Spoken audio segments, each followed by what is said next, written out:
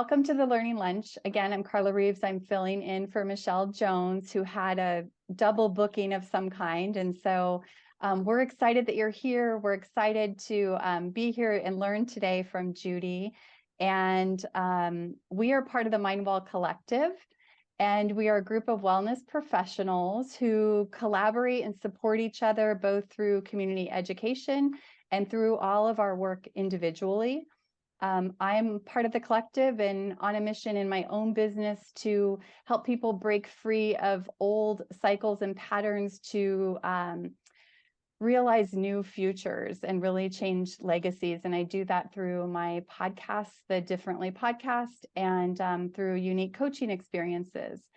And if you want to pipe in the chat, I would love to just hear, like, just pipe in one word of how you're feeling today or how you're feeling in this month of July. And we want to make sure that this is interactive. So we're excited that you're here. And whether you're here live or tuning in on YouTube, welcome. And it's in life, we're always navigating the ups, downs, and in-betweens, just as we were talking with Kelly before we hit record. And these learning luncheons are really designed and intended to be a place where you can be heard and seen and know that you're not alone in walking through these things. And we hope that we can bring tools and resources and education to just ease your path a little more. I'm just letting a few more people in. So while we're all gathering, we've all come from probably a busy morning, things on our to-do list. Let's just take a moment to center and ground ourselves before we let Judy lead the way.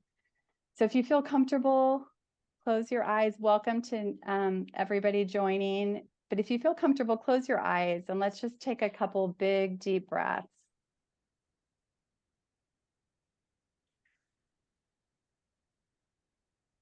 Let go of the morning and anything on your to-do list. It's going to wait. Take one more big, deep breath.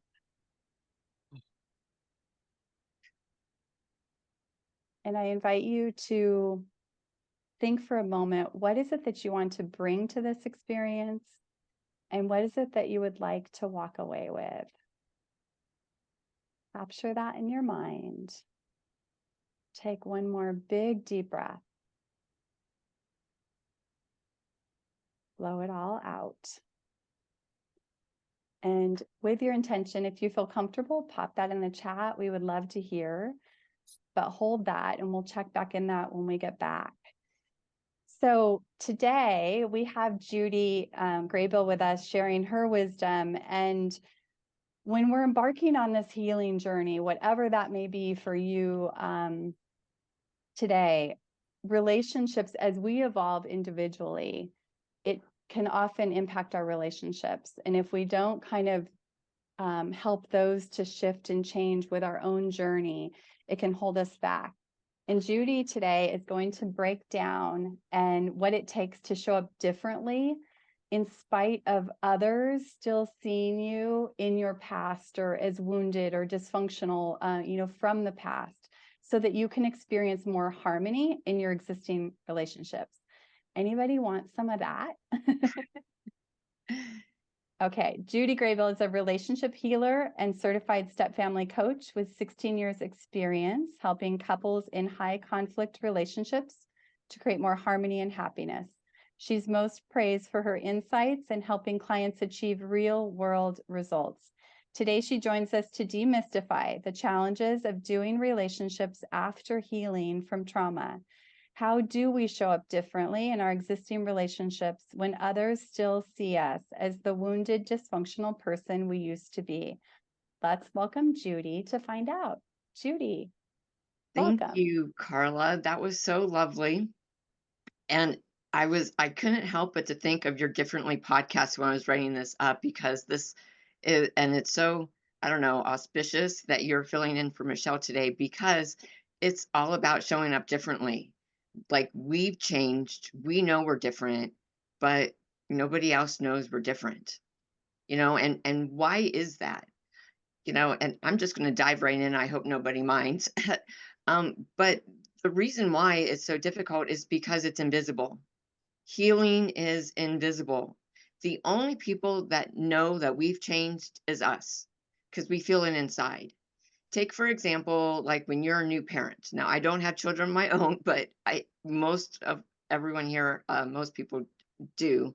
But even though I don't have kids of my own, like we all recognize when there's a new parent, they're lugging around a baby, right?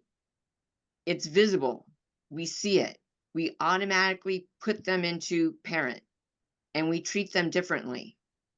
When they have a ring on their finger because they're married, we treat them differently because we know it's visible. They're with a significant other. We put them into that, more stable category, they're settled down category, all the categories that we created in our head, we put them in that category because it's visible. But when you're healing, the only person that knows it's you, because what we've healed is fear. We've healed like someone that dysfunction. I'm no longer triggered. I mean, like trauma integration is all about, learning how to, uh, those triggers, those emotionals, those experiences, those things, it's all about not having those anymore. But again, it's all, I don't want to say it's all in our head. That's not what I mean, but you know what I mean? It's internal. So that's why it's so challenging. So what I did was I broke this down into basically 5 components. So like this is the practical aspect of it. So when we are changing ourselves, and also I want to say that even though we're talking about healing from trauma, this up leveling also is relevant for any kind of up leveling. Like you can do, like, even if, like, say you become an athlete, it doesn't even matter what age, whether it's a kid, you're in your 20s or you're in your 50s, all of a sudden you become an athlete, you have to up level. So when you up level, again, people are not necessarily seeing that aspect of you. You still have to change all 5 of these components. Um, Becoming a coach, for example, like just as a personal anecdotal for me, like when I became a coach, um, like my family didn't support me in the way that I wanted for the first few years. And I initially took that very personally. And it took me a while to realize they just didn't see me differently. You know, I was told, just keep tutoring, Judy, just keep tutoring, expand on that. But they didn't see my vision. And I had to extend some grace to them in that interim. So again, like all 5 of these components are what I had to do even to up level that outside of my healing journey, although for me it was kind of concurrently. But the point is that I want to make this relevant for everybody. It's not just when you're healing from trauma. It's like literally any kind of up leveling. You really have to, all 5 of these components are you have to be aware of. Okay, so what are the 5 components? 1, mental, your mindset. 2, emotional, how are you feeling? 3, um, what, sorry, physical, the practical aspects of it, your physical environment, the practical steps. 4, your spiritual. And I mean this kind of loosely in the sense that it's the spirit is like, for me, it's your own personal spirit. It's spirit is philosophical, it's religious, it's cultural, it's all of those things I kind of put into the category of spiritual because it's all related to your personal spirit, however, whatever that means to you. And then 5th is your social, your interactions, your friend groups, your inner circle. All 5 of those things have to shift in some way, shape, or form if you are up leveling. So, what I was going to do is I'm going to take you through all 5 of these. And as I do, I want to say up front that I love stories. I love examples. I love people to share an example of when maybe they've already done these things and these tips aren't new. And if you have an experience of that, I'd love for you to share it in the chat. so we can share it with other people. Um, if you have a story that didn't work, or you have a failure or a lesson, any of that stuff, I love to hear those because, again, remember, that helps other people.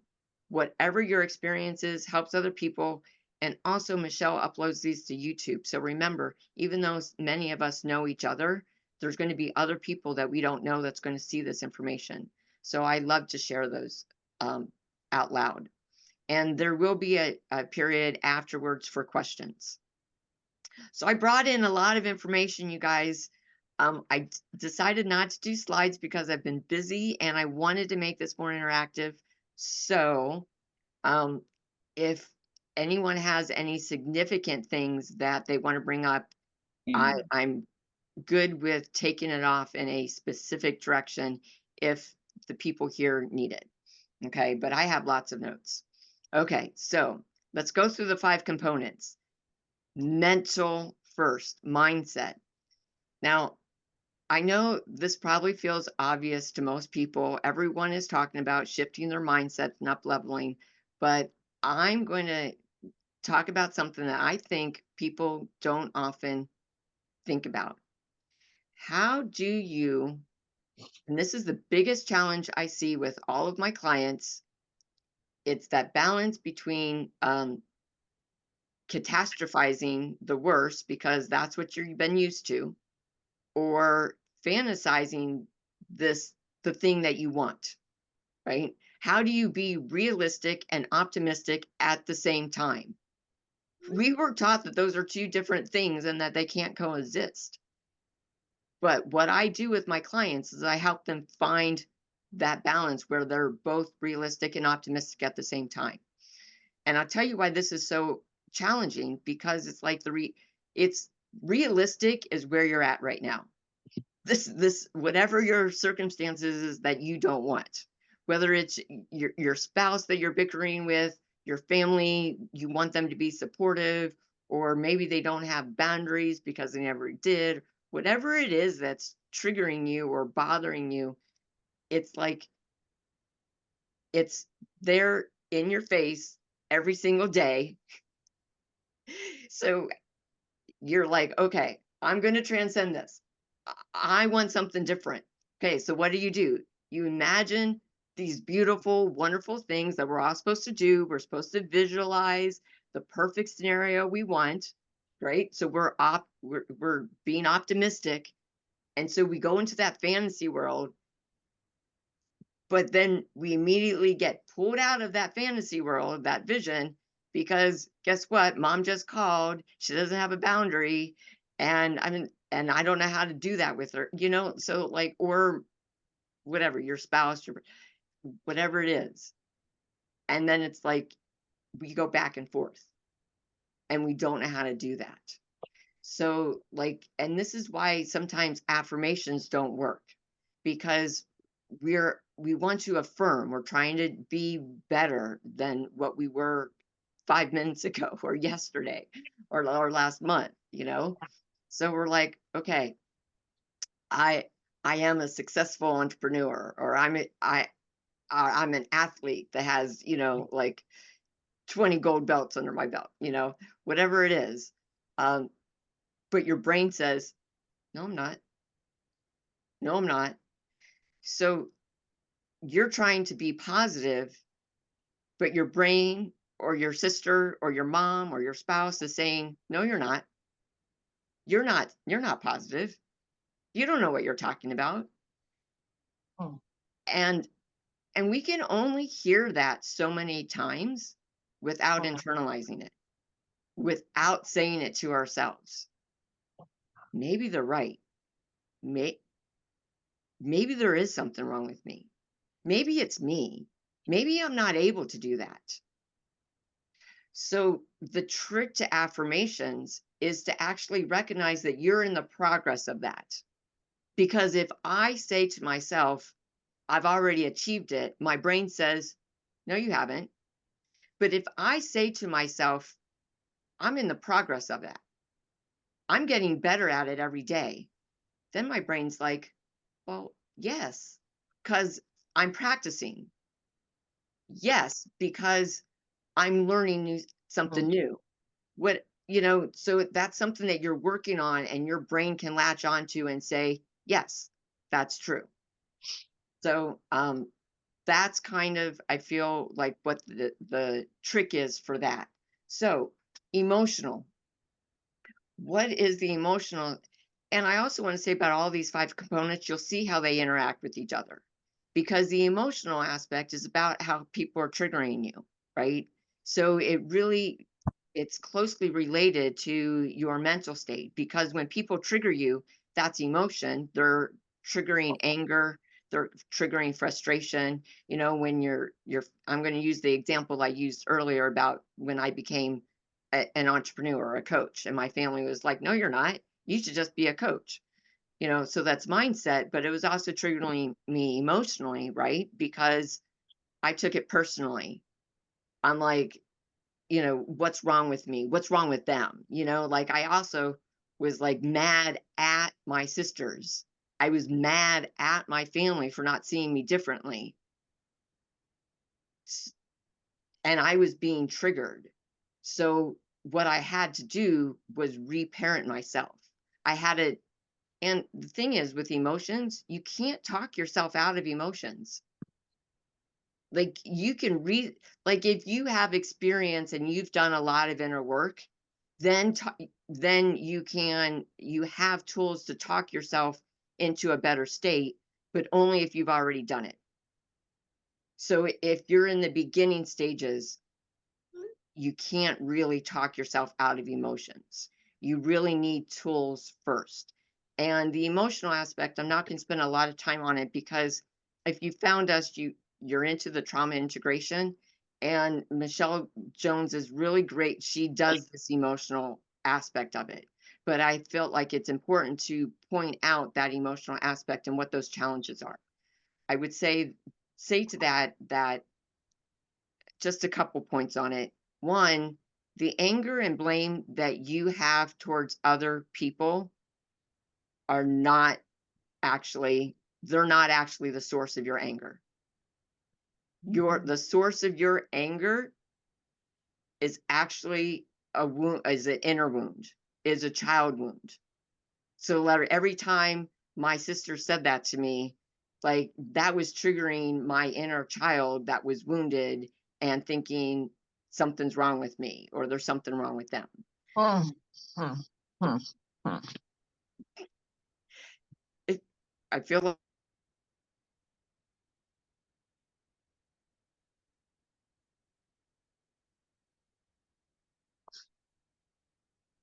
okay, I'm unmuted now. Okay, feel free to comment in the chat and I will share that with the group. I would love to hear your perspective or your experience with that. So through that process, it's about reparenting yourself, right? We have to parent that inner child, unless. So then your physical environment. Now, this is another aspect that a lot of people don't think about. Your physical environment is the same. That physical environment is going to trigger you. So say you've grown up, you're out of your family's home, and you've healed, but then you go back for family events. You're back in that physical environment that's going to trigger you just the same as it did before. So your physical environment has to change with you.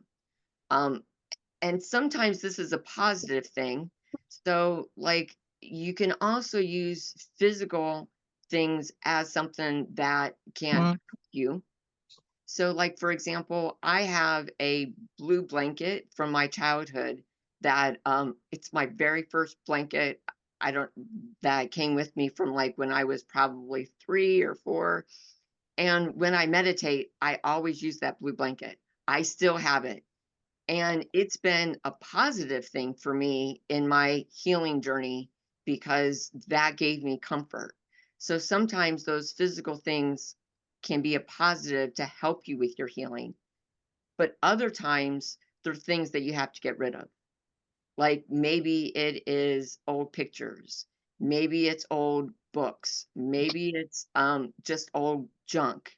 maybe it's old clothes that, it's like those things are going to still trigger you. So, the physical. The spiritual is the next component. This is big and this is a little bit touchy-feely.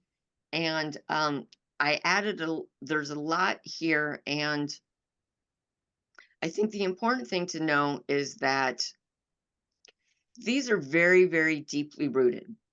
They're religious, they're cultural, they're philosophical, um, and they're both positive and negative.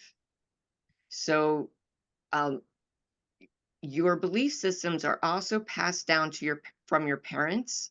So, if you're in a home that's passing down generational trauma, for example, some of these belief systems that are passed down through your parents are intertwined with the religious because people add their own context, especially within families, you know. Um, so I'm gonna like touch around all the religious stuff. I was raised in a really strongly Roman Catholic environment. I was a cradle Catholic, and for me personally, that strong religious beliefs screwed me up in a way, because it was it was all about a judgmental God and a God that punishes and about being a sinner. So there's a lot for me to overcome. So when I changed my spiritual beliefs to be more powering, that also affected my relationships.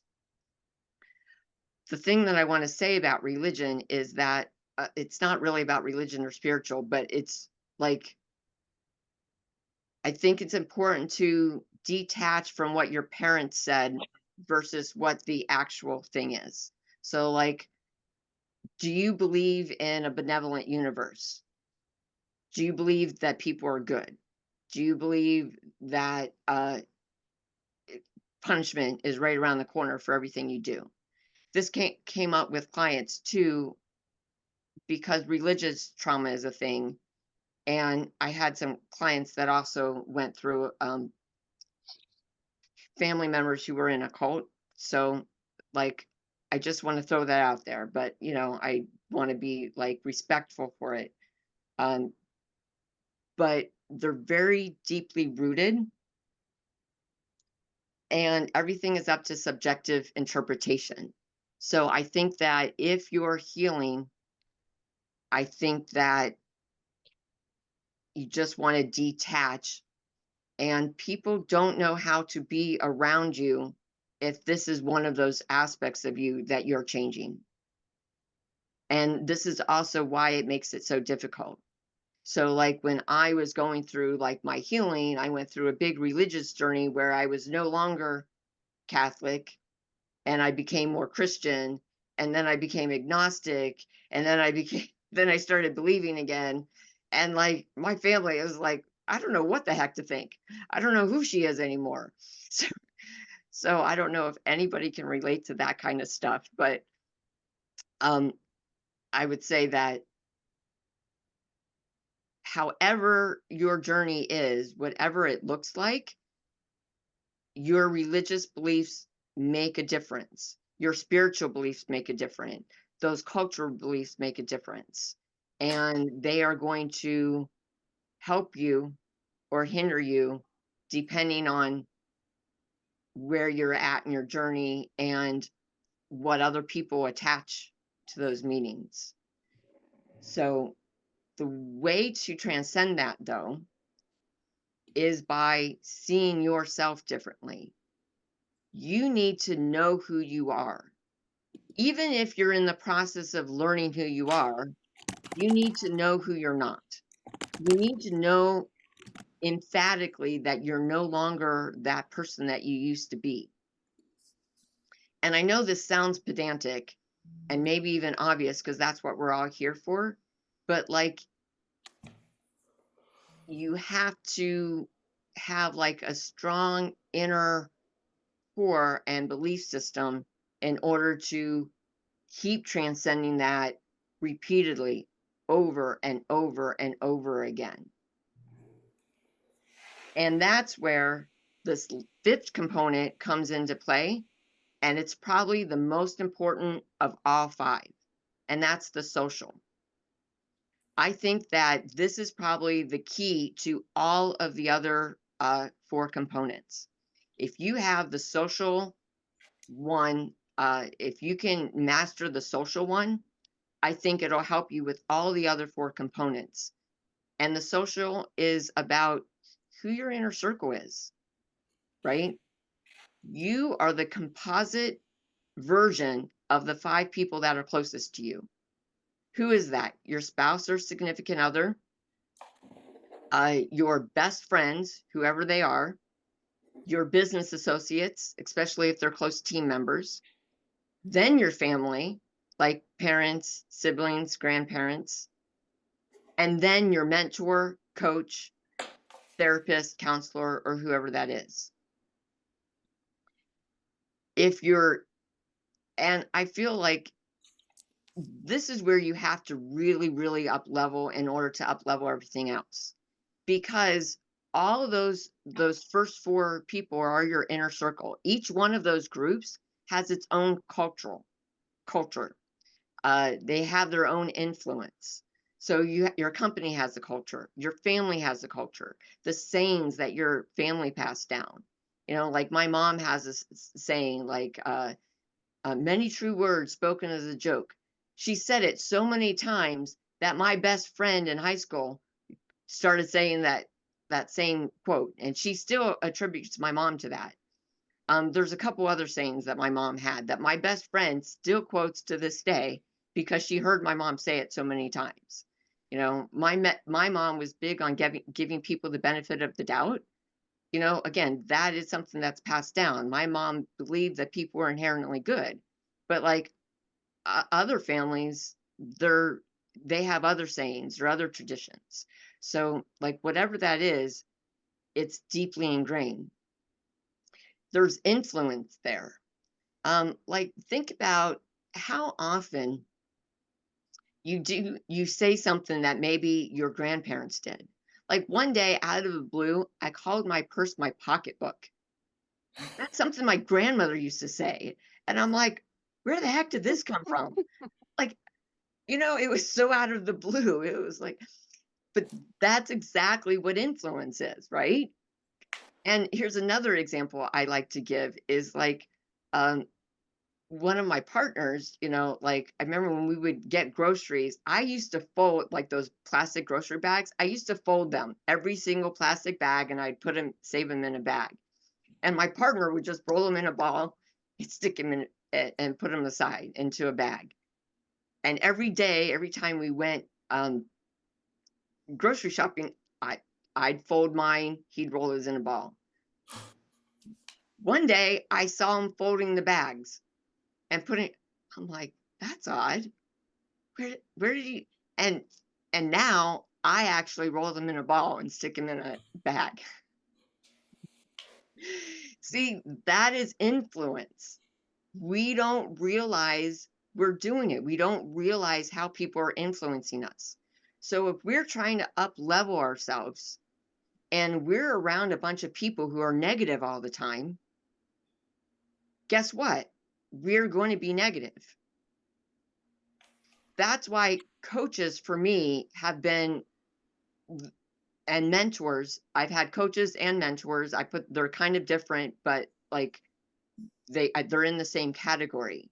Because if I didn't have mentors or coaches to help me get out of my old way of thinking and think about something in a new way, I probably would have gone right back. Because what happens is if you don't get out of your own inner circle, what happens is that you make progress and you start up leveling and you start changing your thoughts, you change some of those fears, but then you're still around those old people that said, no, you're not like that.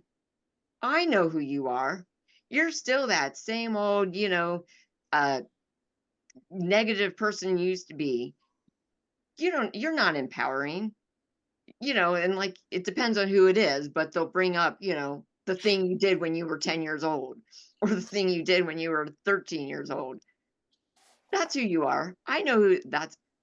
And you're like, no, I'm not. And initially, for a while, you'll be like, no, I'm not. But how many times do you hear that before you're like, shit?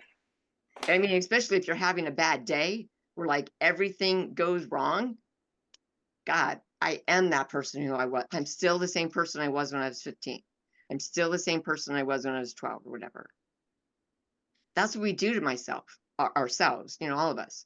But then I talk to my coach or I'm in one of my coaching groups and I share that. And then I have a friend from that group or my coach or mentor saying, oh, I get what you're saying. Just remember this. And then they'll point out the good things that you did. They'll point out the positive experiences you had that you just forgot about, right? They'll point out and then they'll remind you of those lessons that you just learned last week or last month.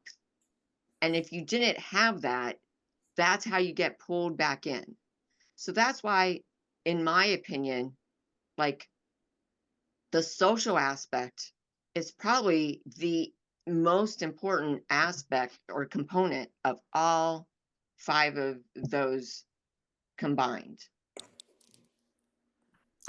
Can I take a moment to like open this up for comments? I would love to hear people's comments or experiences or like if they had any aha moments.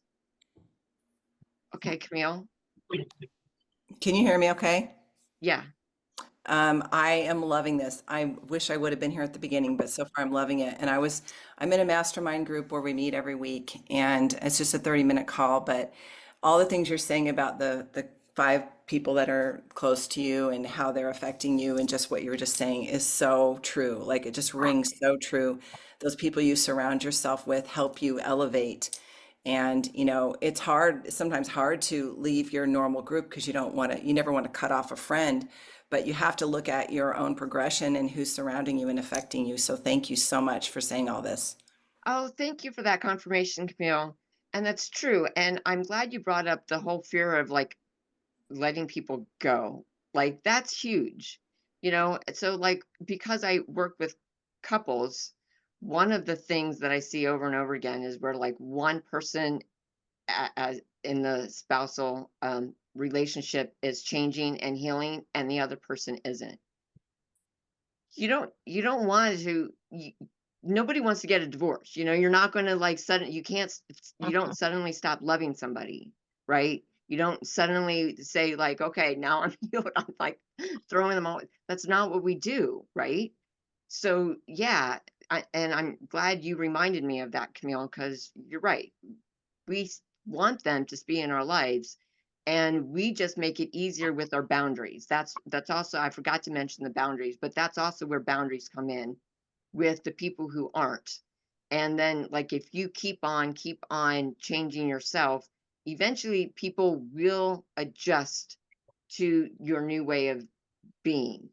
It just takes some time, and you just have to work through that transition, and you have to keep pushing yourself through that transition. I mean, like today I have like my sisters have completely embraced me as a coach. They've actually referred people to me. So it was when they started referring people, I was like, whoa, it's like, how did that happen? But it took a while. um Well, Amanda, did you have a comment too? I thought you had oh, okay, sorry. I was just going to add, Judy, that you reminded me of a conversation over the 4th of July with a dear friend who she was reflecting back like probably 15 years or so when she started, kind of working on herself and doing this work in her own life, and how it disrupted her family, and they were not happy for a very long time, and it was so uncomfortable for her.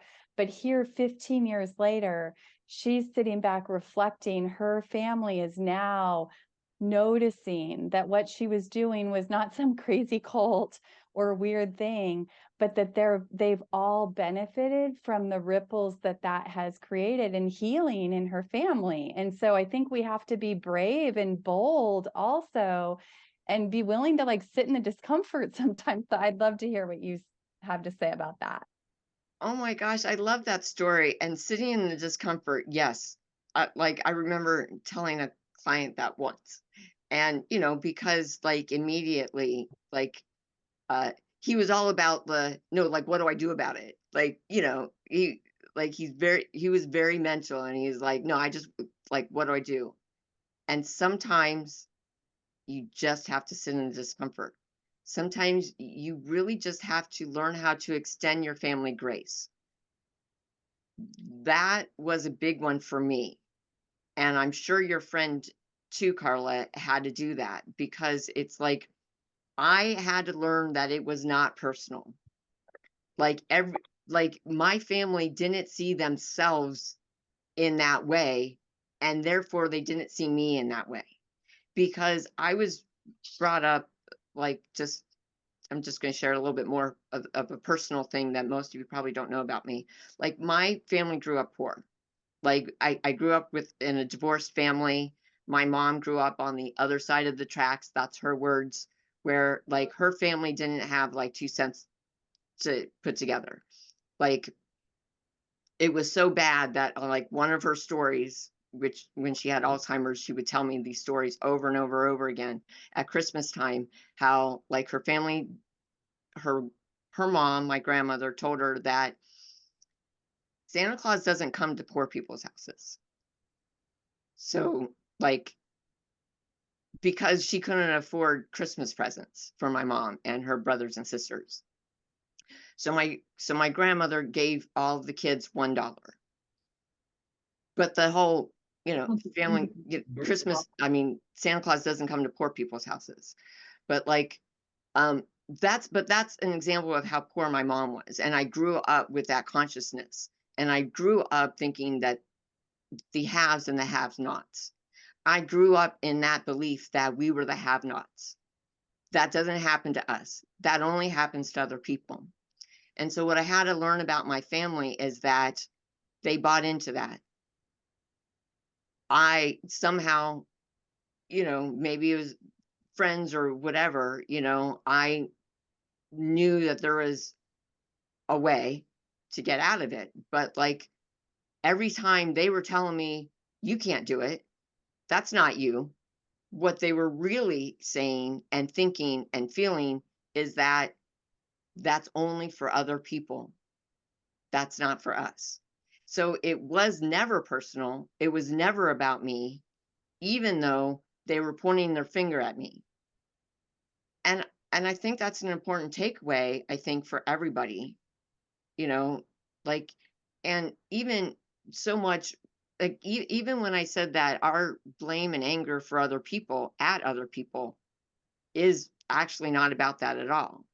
So like, my anger and frustrations at them for not seeing me different, that wasn't actually about them either. That was actually still about my inner woundedness. And all of our triggers are. Um, the other thing I want to say, I was going to bring a book, but like, Joe Dispenza has this book called Breaking the Habit of Being Yourself. And he talks about the brainwave patterns, you know, the neurotransmitters in your brain. So all of those emotions we have, like even that trauma that we learned, the trauma response, all of that is actually gets hardwired in our brain. And the certain neurons fire at the same time in order to like create that emotional response and the physical response. So like the physical and the emotional and mental, it like all works together. And gyms and fitness clubs are super easy to access. Yes. Um, so when we are trying to change those things, and we can do that through meditation, he gives some really great exercises in that book as well. Like, that's really what we're changing. But we have to change those patterns get hardwired in our brain. And we really have to spend a lot of time changing those and practicing that new mindset and practicing those new emotions for an extended period of time before those new patterns take hold. Thank you, Camille. Camille says she loves Joe Dispenza. Yes. So I just wanted to add that we are officially in the Q&A part of our call. And so if anyone has questions, raise your hand or post it in the chat. And this is a great opportunity for people who are attending live to get your questions answered. Also, if you have any other examples, I would love examples too, because I love stories. And I almost wanted to come up with another story if we don't get any questions, because I'm monitoring the chat. Oh, Camille? Sorry, I always want to say stuff. But back to Oh, the so thing we sorry. were saying about the, when you're trying to up level and you're would like to disconnect from some relationships, but it's not always easy to do. A coach, speaking of coaches, shared with me once that, like, especially with a spouse, as you're up leveling and they're sort of staying the same, it's like you want to stay together, but it's becoming a little uncomfortable. She's like, I always think of it as like you're in the same car. Maybe you're in the front seat driving, they're in the back seat, but you're still going the same place until they get out and leave the car. You're still together. You're still, you maybe not exactly in the same place. And visually, that really helped me a lot because I would get resentful that I felt like, why doesn't he have to do his work? So Right. anyway, just wanted to share that car analogy. I love the analogy, and you're right. And honestly, some people will be leaving your life, and sometimes it is a spouse too. But like what I try to help clients with is like that conversation about it. Like it requires a lot of conversations. I know people want to solve these things in one conversation, but that's not how real life goes. It takes a lot of conversations about with your partner about who you are and like your new value systems and the new way of seeing things so that you can have an interactive conversation with your significant other because like my separations were amicable for that reason. Like we had those conversations where like at some point and I have a whole formula for that where he was like, I know that in order for us to work out, these things need to change, and I'm not willing to make those changes. But it takes a lot to get to that point. But so sometimes your relationships have to up level. It's not always your marriage per se, because usually like it might be like friends and other people. So sometimes they will leave your life or you'll leave their life because like if they're draining, for example, some people are just way too draining and emotional, and especially if they're really codependent or they're vampiric, a lot of times they don't realize that they're draining you. They have no idea that they're trying to vampire your energy. Um, so we have to, and that's very subjective.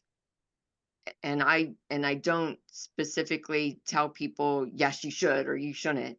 Um, I want people to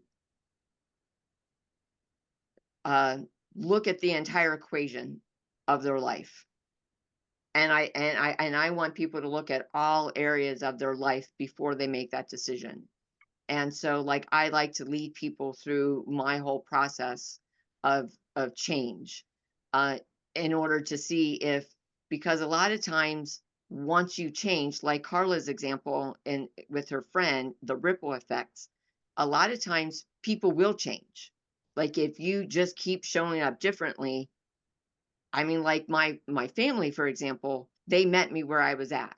It took a while, but they eventually came with me. So like I could I can still have a really great relationship with my family.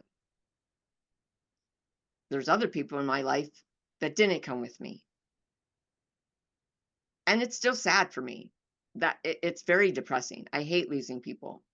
But like and that's where this my spiritual beliefs came in. It's like spiritually I know they're still with me. They're always in my heart. Spiritually I know that see love is unconditional and love is not a pie. I have enough love for everybody. I have enough love for those people, even if they're not in my life anymore. And, um,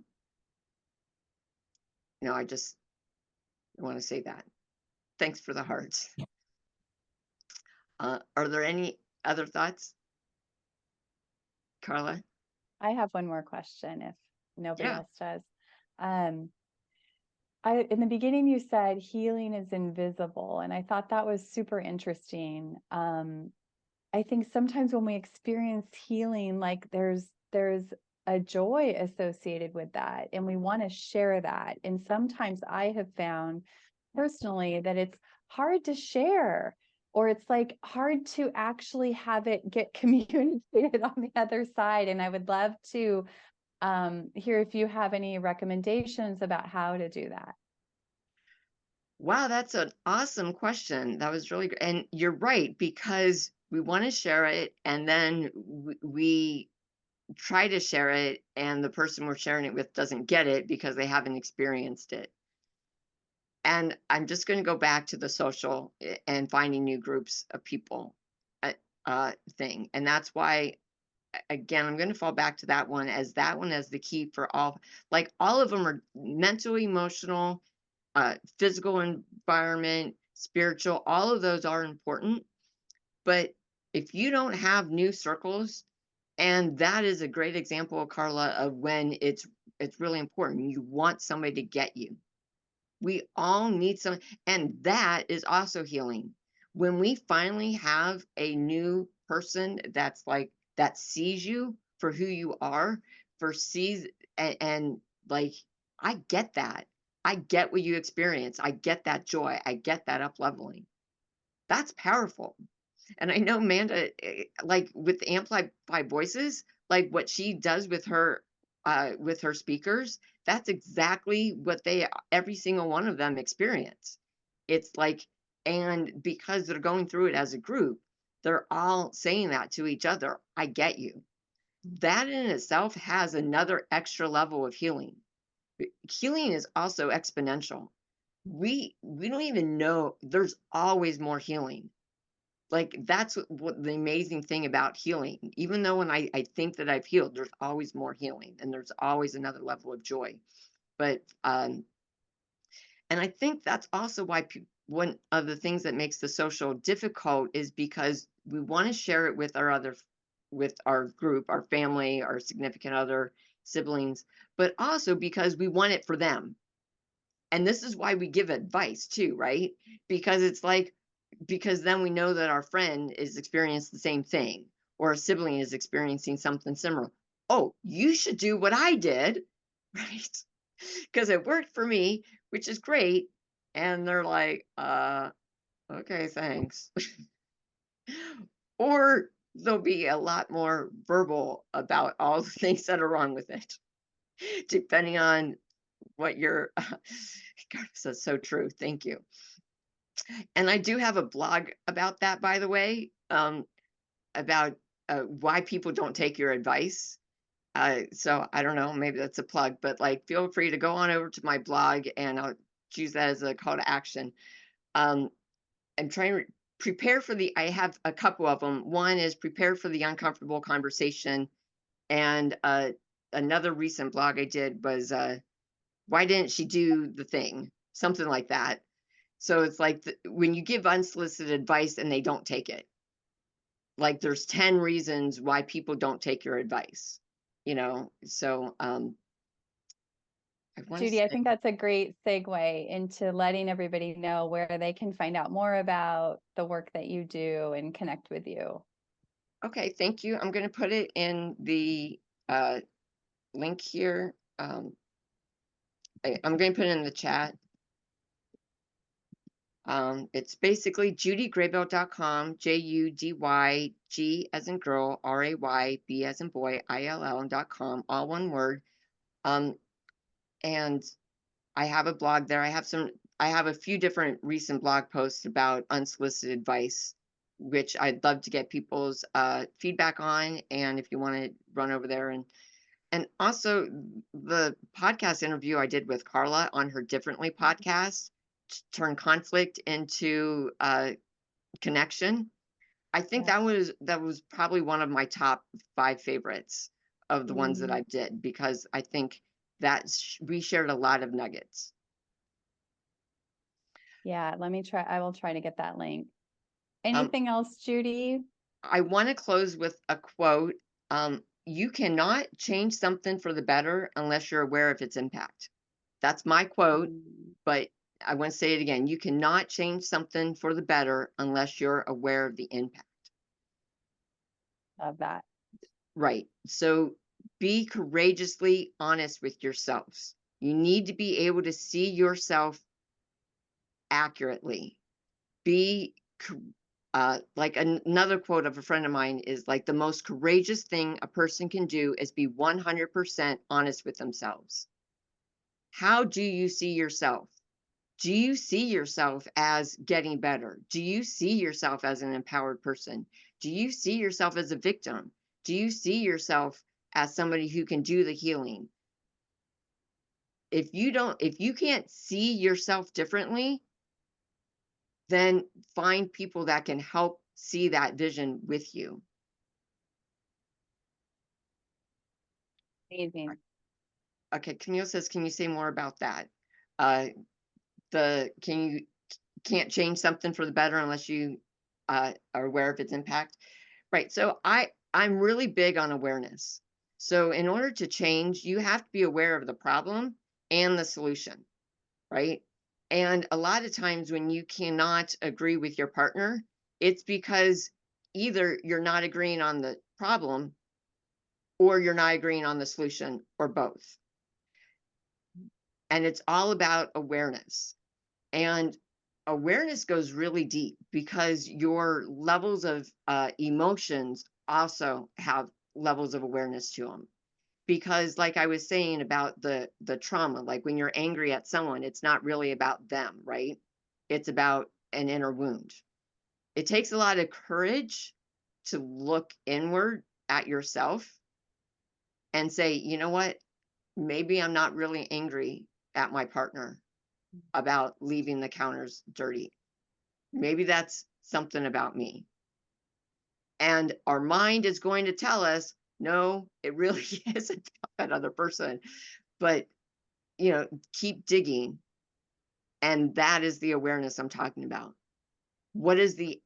Because I'm still being triggered, right? And I can get re-triggered every single day until I heal that.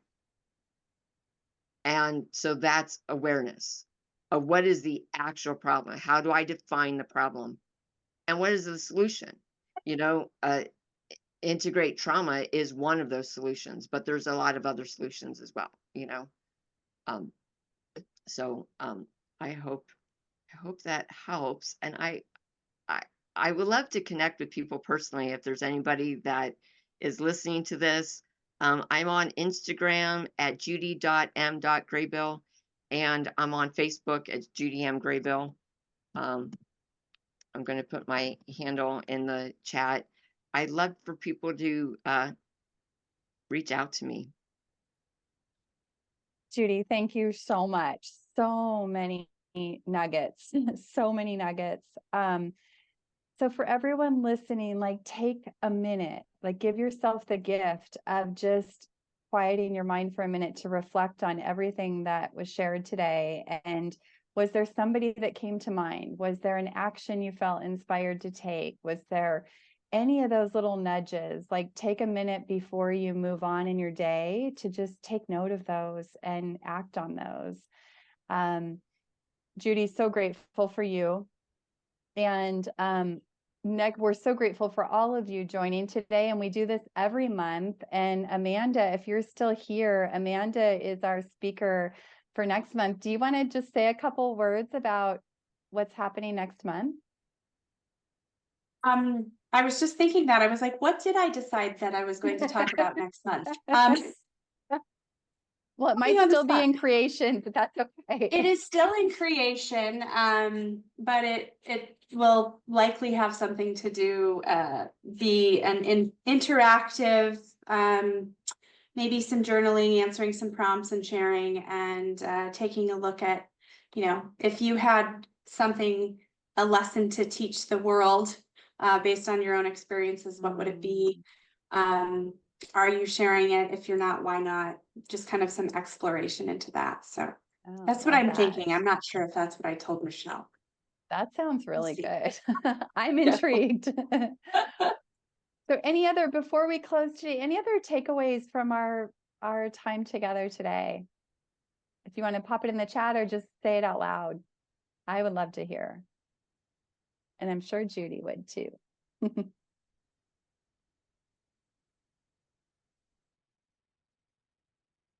Thank you, Judy.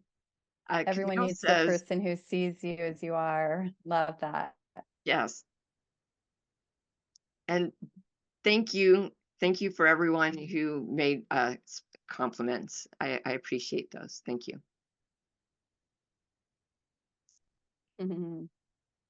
Lots of love. Such a reminder of just the importance of our relationships and what a huge impact they have in our own journey of growing and stretching and just raising our awareness to that. Like, I just thank you for all the reminders I got today.